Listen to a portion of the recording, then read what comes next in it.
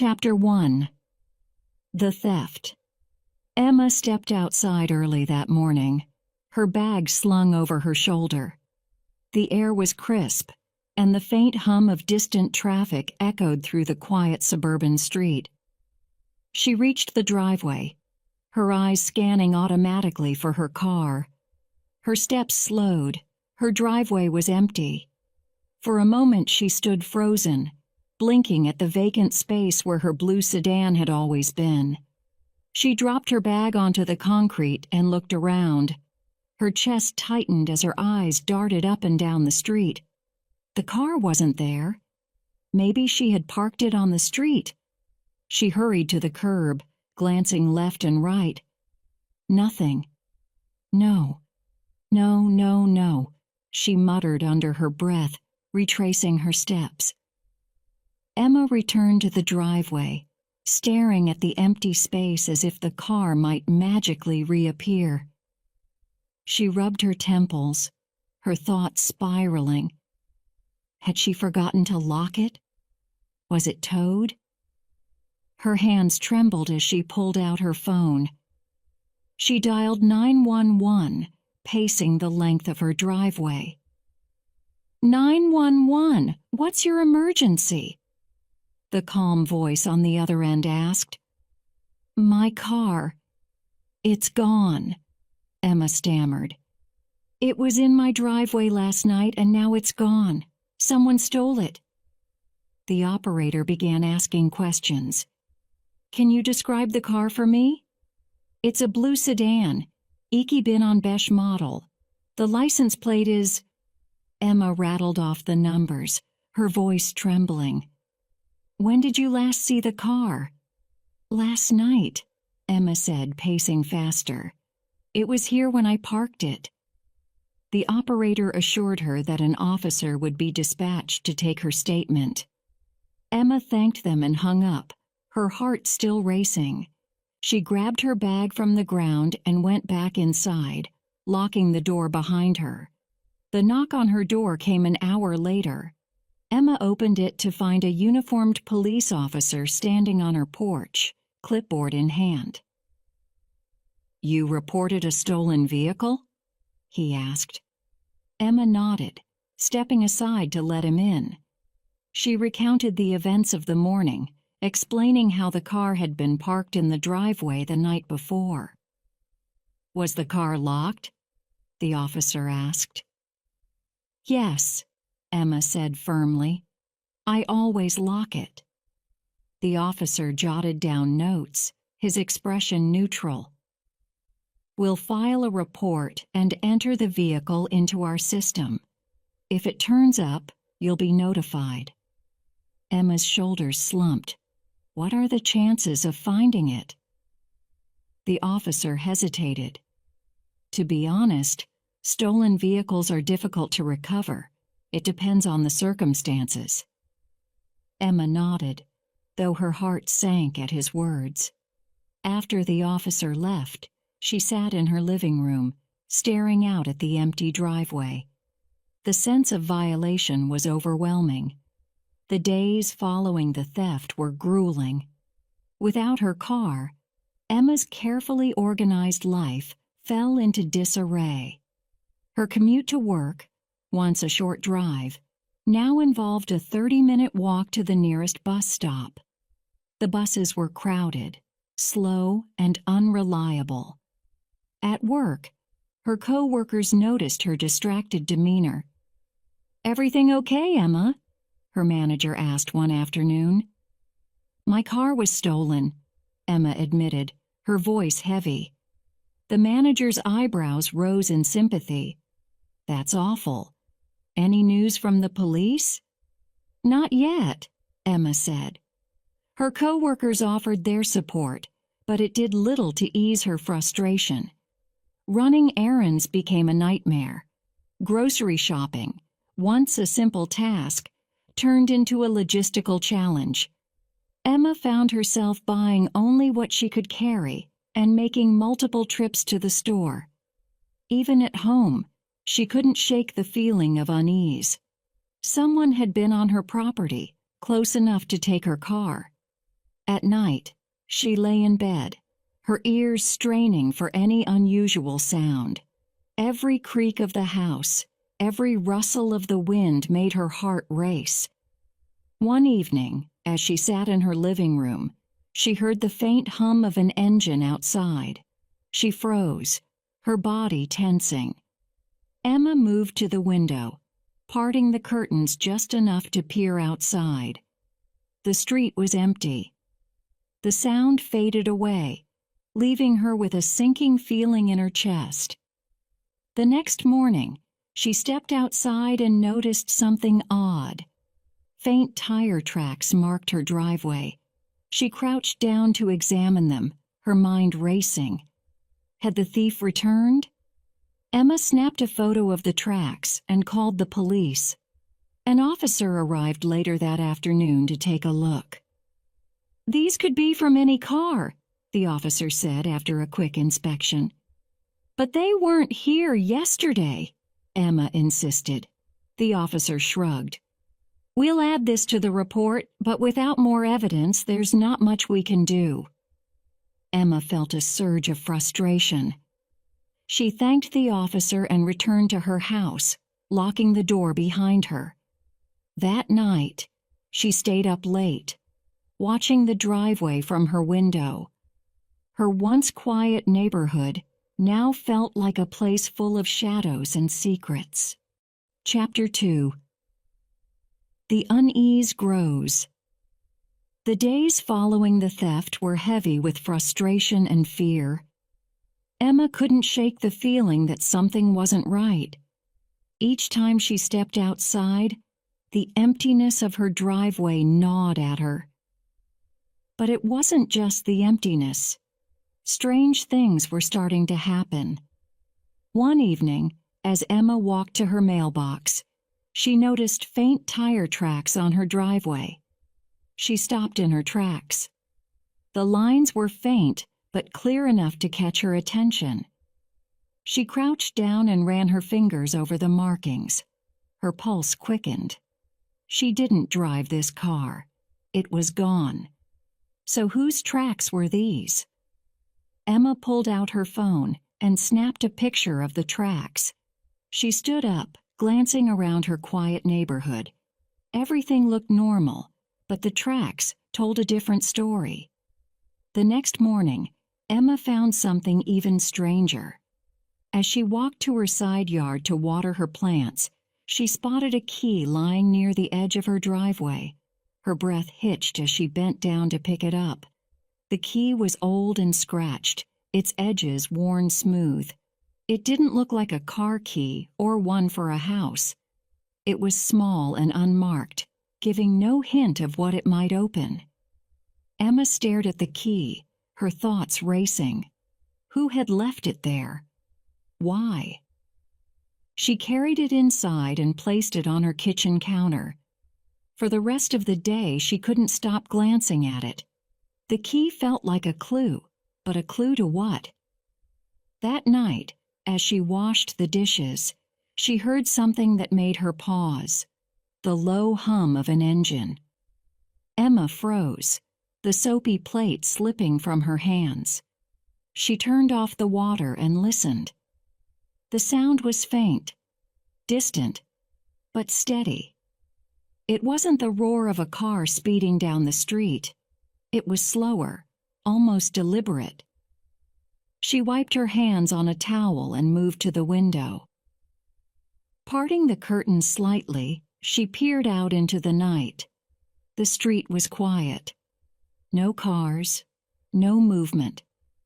The hum continued for a few moments longer, then stopped abruptly, leaving an eerie silence in its wake. Emma stood there for several minutes, staring at the empty street. Finally, she stepped back, her heart still pounding. The next morning, she found a crushed soda can near her mailbox.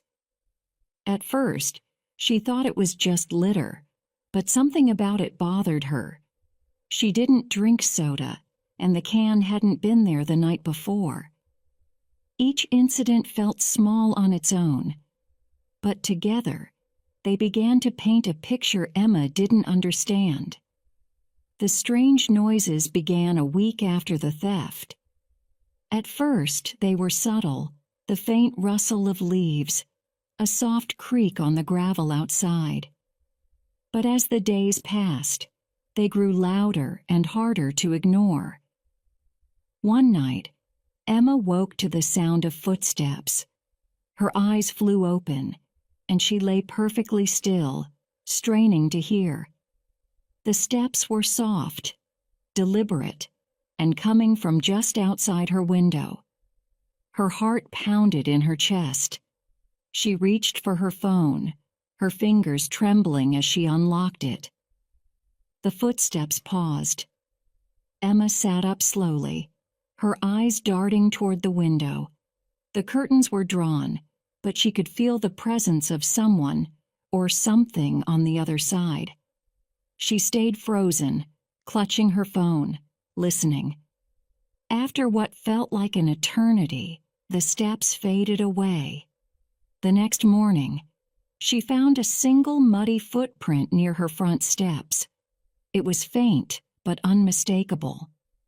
Emma crouched down to examine it, her mind racing. Who had been outside her house? Why? She took a photo of the footprint and sent it to the police.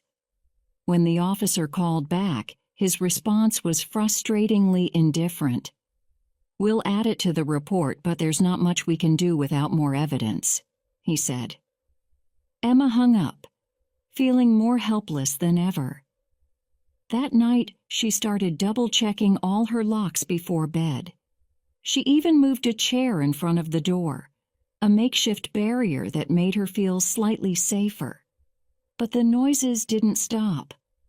One evening, as she sat in her living room trying to read, she heard the unmistakable sound of a car door closing. Emma's stomach twisted. She turned off the lamp and crept to the window. Pulling the curtain aside just enough to see outside, she scanned the street. There was no car. The sound had been so clear, so real, but the street was empty. The knock at the door came late one evening, sharp and sudden. Emma jumped, nearly dropping the mug she was holding. She wasn't expecting anyone, and the sound immediately set her on edge. She approached the door cautiously and looked through the peephole. A man stood on her porch, wearing a dark jacket. He looked nervous, glancing over his shoulder as if checking to see if someone was watching. Emma hesitated before opening the door just a crack. "Can I help you?" The man gave her a small, uneasy smile. "Hi, I'm sorry to bother you," he said. "I live a few streets over. I heard about your car being stolen." Emma frowned. How did he know about that? "I've had some things go missing, too," the man continued. "Tools from my shed. I thought it might be related." Emma studied him carefully. He seemed genuine, but something about him felt off. "I haven't noticed anything," she said, her voice cautious. The man nodded quickly. "No problem. Thanks anyway." He turned and walked away, disappearing into the night. Emma closed the door and locked it, her heart still racing. Later, when she asked her neighbors about the man, none of them recognized him. Chapter 3. The Car Returns. 2 weeks after the theft, Emma woke up to an eerie silence, the kind of quiet that seemed too perfect, almost unnatural. She pulled back her bedroom curtains and froze. Her car was back. The familiar blue sedan sat in her driveway, gleaming under the early morning sun. For a moment, Emma thought she was dreaming. She blinked hard, then rubbed her eyes, but the car didn't disappear. Heart pounding, she rushed outside. The car looked immaculate, as if it had just been detailed. There wasn't a speck of dirt on it. Emma circled the vehicle, her mind racing. Every surface shone, the windows sparkling in the sunlight, The tires were clean, the rims polished. Even the faint scratch on the passenger door, the one she'd gotten months ago, was gone. Her breath hitched as she opened the driver's side door. The interior was spotless. The faint scent of a pine air freshener filled the air, and the seats looked freshly cleaned. On the passenger seat lay a folded piece of paper. Emma hesitated before picking it up.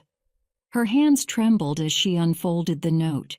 The message was short and neatly written. "Sorry for the trouble." She stared at the note, her pulse quickening.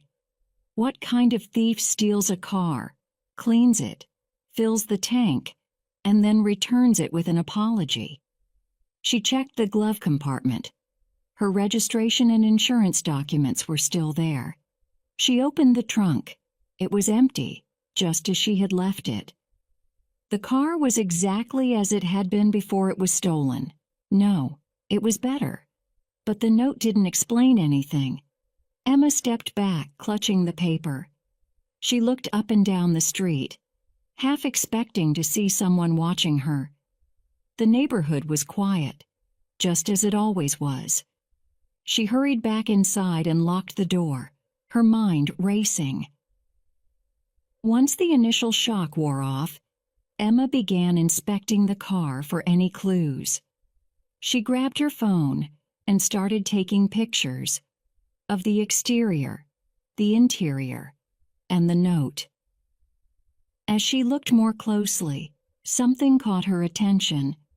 Under the driver's seat, partially hidden by the floor mat, was a receipt. She picked it up carefully. It was from a gas station 2 towns over, dated 3 days ago. The receipt showed a full tank of gas, paid in cash. Emma's heart raced. This was a lead. She called the police and reported the car's return. An officer arrived later that morning, his expression one of mild surprise as he examined the pristine vehicle. "This is unusual," he admitted. "Most stolen cars don't come back, and certainly not in this condition." Emma showed him the note and the receipt. The officer studied them, nodding thoughtfully. "The gas station receipt could be helpful. We can check their surveillance footage to see who filled the tank." "Do you think they'll find anything?" Emma asked, her voice tinged with both hope and fear. "It's possible," the officer said. "But if they paid in cash, it might be hard to track them down." The officer dusted the car for fingerprints, but didn't seem optimistic. "Whoever did this was careful. They cleaned the car thoroughly." Emma watched as he took the note and the receipt as evidence. She felt a flicker of relief knowing the police were investigating, but the mystery of the car's return weighed heavily on her. A few days later, Emma received a call from the officer handling her case. "We reviewed the footage from the gas station," he said. "There was a man driving your car, but he kept his face hidden. He wore a hoodie the entire time and paid in cash." Emma frowned. "So you couldn't identify him?" "Not yet," the officer admitted, "but his behavior suggests he wasn't trying to harm you. It's unusual, but it seems like he wanted to return the car without drawing attention to himself." Emma wasn't sure if that made her feel better or worse. The officer continued, "We'll keep the case open, but unless new evidence comes up, there's not much more we can do." Emma thanked him and hung up, frustration bubbling inside her. The car was back, but the questions surrounding its disappearance remained unanswered. Determined to find out more, Emma decided to visit the gas station listed on the receipt. She spoke to the clerk, showing him a photo of the car. "I remember this car," the clerk said. "The guy who filled it up didn't talk much, paid in cash and left quickly." "Did you notice anything unusual about him?" Emma asked. The clerk shook his head. Not really, but he kept his hood up the whole time. Didn't want to be seen, I guess. Emma thanked him and left, her mind spinning. The lead had brought her no closer to the truth. She drove home in silence, the car's smooth ride feeling strangely unsettling. Every time she touched the steering wheel, she thought about the person who had driven it, cleaned it, and returned it. Who were they? And why had they gone to such lengths to make it look like nothing had happened? Chapter 4. A letter appears. A week after the car was returned, Emma received something unexpected in the mail. It was a plain white envelope, unmarked except for her name written neatly on the front. There was no return address, no stamp, just her name. Emma stared at it for a long moment, her chest tightening. Her hands trembled slightly as she opened the envelope and pulled out a single sheet of paper. The letter was handwritten. Dear Emma, I owe you an explanation. First, I want to apologize for taking your car. It wasn't personal. I didn't know who you were, and I meant you no harm. I was in a desperate situation. Someone was after me, and I had to leave immediately. Your car was there, and I didn't have a choice. I tried to return it in better condition than I found it. I cleaned it, filled the tank, and left it exactly where it was. I hope that makes up for the trouble I caused you. Please don't try to find me. It's safer for both of us if you let this go. I'm truly sorry for everything. Thank you for helping me, even though you didn't know you were. The letter wasn't signed. Emma read it twice, her mind racing. Her emotions were a storm of confusion, anger, and fear. Who was this person? What kind of danger had they been in? And why did they think returning the car spotless would make up for the invasion of her life? Emma folded the letter carefully and placed it back in the envelope. She stared at it, her thoughts spinning.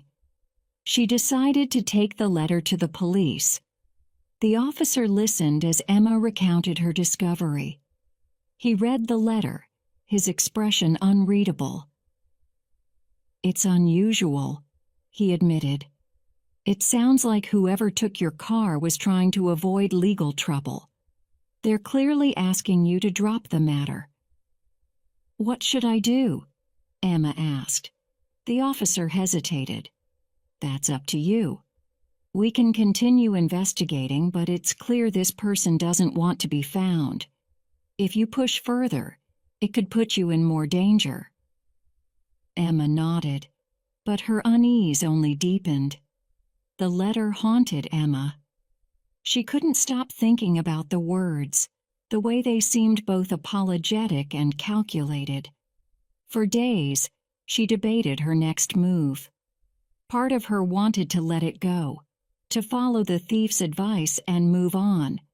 But another part of her, a bigger part, wanted answers.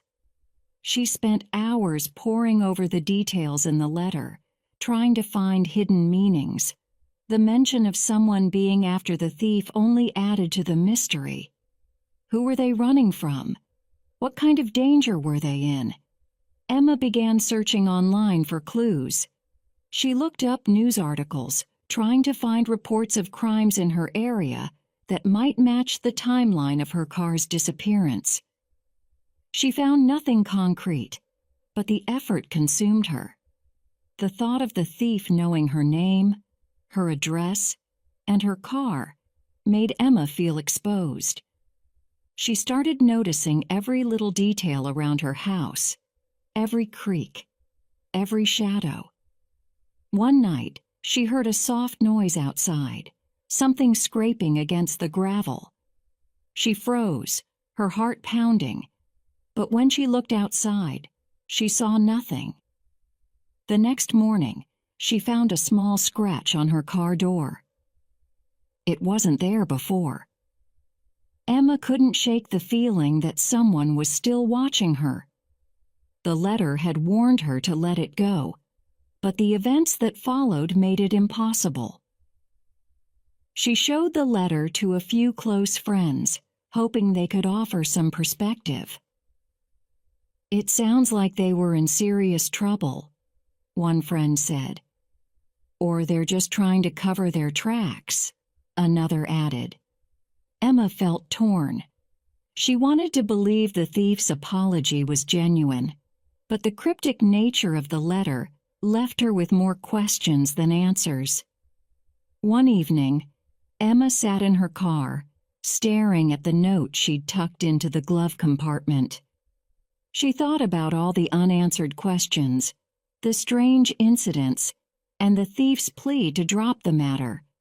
For the first time in weeks, she considered the possibility that she might never get the answers she was looking for. Chapter 5. The Puzzle Pieces. Emma couldn't stop thinking about the letter. Each word seemed to carry hidden weight, as though it contained a truth she couldn't quite grasp.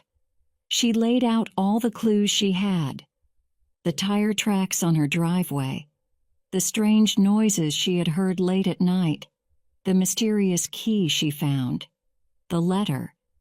Each piece felt connected, but the picture they formed remained elusive. She retrieved the gas station receipt she'd given to the police and began to analyze it again. The date on the receipt lingered in her mind. It was 3 days before the car was returned. Why had the thief waited to bring it back? Emma started wondering if the thief had been in her neighborhood all along, watching her house. The thought sent a shiver down her spine. She opened her laptop and began researching crimes in her area, focusing on incidents reported around the time her car was stolen. She combed through local news websites, forums, and police reports, searching for anything that might explain the thief's actions. After hours of searching, she stumbled upon an article about a break-in at a storage facility 2 towns over. The article mentioned a suspect who had fled the scene, and the timing matched the date on the gas station receipt. Emma's heart raced as she read further. The suspect hadn't been caught, but witnesses described a man wearing a hooded sweatshirt, similar to the one seen in the gas station footage of her car. Could this be the person who had stolen her car? And if so, what had they been storing or stealing at that facility? Emma debated whether to contact the police with her findings. Part of her feared drawing more attention to herself. The thief had warned her to let it go, and she couldn't shake the feeling that pushing further might put her in danger. But her curiosity wouldn't let her stop. She decided to drive to the storage facility mentioned in the article. As she pulled into the lot, the building loomed before her, its metal doors reflecting the late afternoon sunlight. Emma hesitated before stepping out of her car. The place was quiet, almost eerily so. She approached the front office, where a bored-looking attendant sat behind a desk. "Hi," Emma said, her voice steady. "I read about the break-in here a couple of weeks ago. Do you have any idea who might have done it?" The attendant raised an eyebrow. "Why do you want to know?" Emma hesitated, then said, "My car was stolen around the same time. I think it might be connected." The attendant leaned back in his chair, eyeing her carefully. "The guy who broke in didn't leave much behind, just some scattered papers and a few tools. The police came by, but they didn't find much." Emma's pulse quickened. "Do you remember what kind of car he was driving?" The attendant shrugged. "Sorry, I didn't see it, but one of the cameras might have caught something. The footage was sent to the police." Emma left the facility with more questions than answers. She returned home, her mind spinning with possibilities. For the first time since the car had been returned, She felt like she was getting closer to the truth. But the closer she got, the more dangerous it seemed. Chapter 6.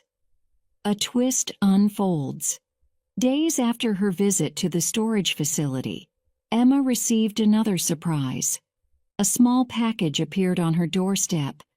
There was no return address, no markings, just her name scrawled in bold letters. She brought it inside, her heart racing. Carefully, she opened the package. Inside was a single photograph. It was her car, parked in a dimly lit alley. The photo looked recent, taken at night. The angle suggested it was snapped in a hurry, perhaps by someone who didn't want to be seen. On the back of the photo, there was a handwritten message. "You helped more than you know." "Thank you," Emma stared at the words, her pulse quickening. The message was eerily similar in tone to the letter she'd received earlier. What did they mean by helped? And why were they still reaching out to her? Emma examined the photo closely, searching for clues. The alley looked unfamiliar, but a small sign in the background caught her eye. It was partially obscured but legible enough for her to make out the name of a nearby business. She searched for the business online and found its location, a neighborhood not far from the storage facility. Emma debated whether to go. The thief had warned her to let things go, but the clues seemed to be pulling her deeper into the mystery.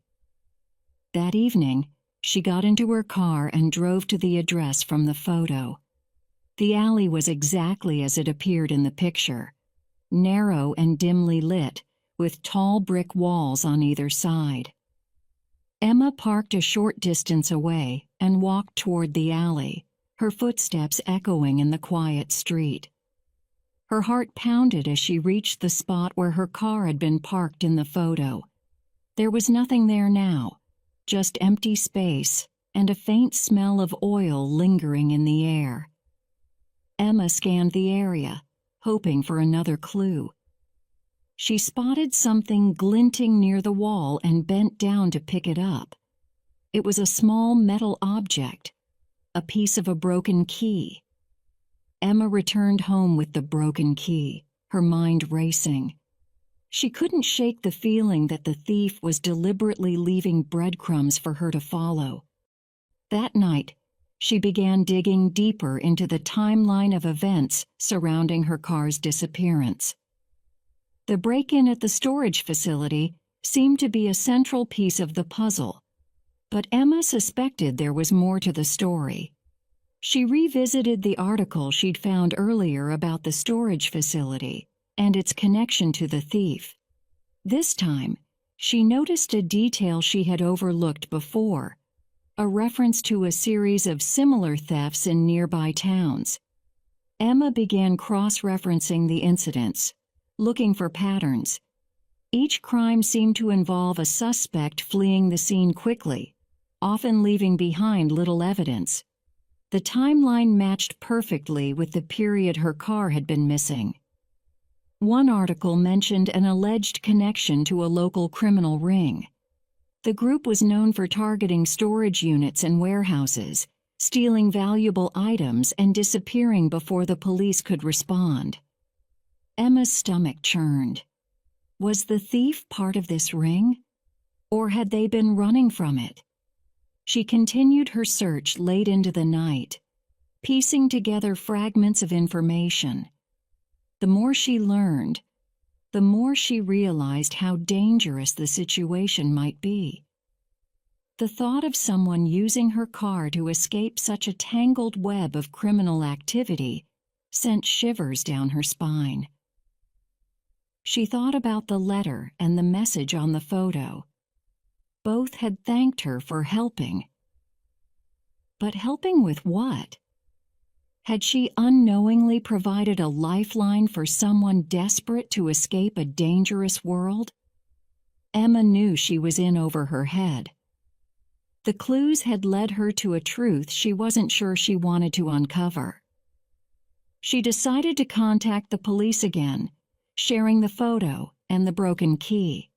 The officer listened carefully, but warned her against pursuing the matter further. "This isn't your responsibility," he said. "You've already gotten your car back. The more you dig, the more involved you'll become." Emma nodded, but deep down, she knew she couldn't let it go. Chapter 7. The Final Decision. Emma sat at her kitchen table, staring at the photo and the broken key. The weight of the mystery bore down on her, making it hard to think of anything else. She had pieced together fragments of a larger story: a thief fleeing danger, a criminal ring tied to storage facility break-ins, and her car used as a getaway vehicle. But the full truth remained elusive. The photo's message echoed in her mind: "You helped more than you know." Emma thought about the choices she had made. From the moment her car was stolen, she had been chasing answers, trying to make sense of the chaos. But now, she wasn't sure what she would gain by continuing. She reached for her phone and called the officer handling her case. "I found more clues," Emma said, her voice steady but tired. She explained the photograph, the alley, and the broken key. The officer listened carefully before responding. "Emma, I understand why this is troubling you, but sometimes not knowing is safer. The person who took your car doesn't seem to want to harm you. They've even warned you to stop looking into this." Emma sighed. "But what if they're in trouble? What if I could help?" The officer hesitated. "You've already done more than enough. You got your car back, and whoever took it seems to have moved on. It might be best for you to do the same." Emma thanked him and ended the call, feeling a mix of relief and frustration. She stared at the photo one last time before tucking it away in a drawer, along with the letter and the key. For the first time in weeks, she decided to let it go. Despite her decision, the mystery of the stolen car lingered in Emma's mind. She tried to return to her normal routine, but every time she got into her car, she thought about the person who had driven it, cleaned it, and returned it. The thank you note felt more personal now, almost haunting. It was a reminder that she had unknowingly played a role in someone else's story, a story she might never fully understand. Emma installed security cameras around her house, hoping to regain some sense of control. The sight of the cameras made her feel slightly safer, but they also served as a reminder of what she had been through. One afternoon, as she was sorting through her mail, she found herself glancing at the drawer where she had stored the clues. She thought about the thief's apology, the photograph, and the broken key. Part of her wished she had pursued the mystery further, but another part felt relieved that she hadn't. The thief's words had stayed with her. "It's safer for both of us if you let this go." Emma knew she would never get all the answers she wanted. Some mysteries weren't meant to be solved. Weeks turned into months, and life slowly returned to normal. But every now and then, Emma would catch herself looking over her shoulder or double-checking her locks. The experience had changed her. It had made her more cautious, more aware of the world around her. One evening, as she sat in her car, she ran her fingers over the steering wheel, thinking about everything it had been through. The scratches and dents were gone, but the memories remained. Emma smiled faintly, a mix of gratitude and lingering curiosity filling her chest. The stolen car had come back, but it had taken a piece of her life with it. And though she would never know the whole truth, she was finally ready to move on.